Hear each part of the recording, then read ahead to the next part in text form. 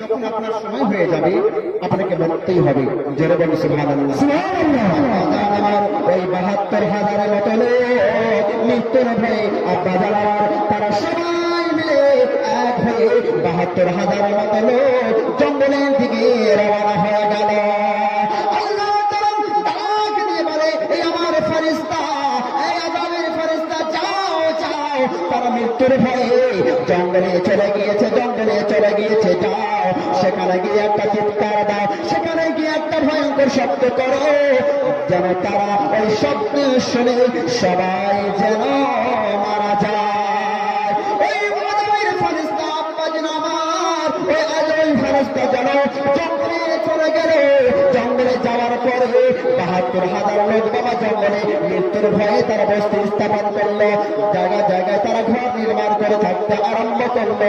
তারা ভেবেছিল আমরা এই জঙ্গলে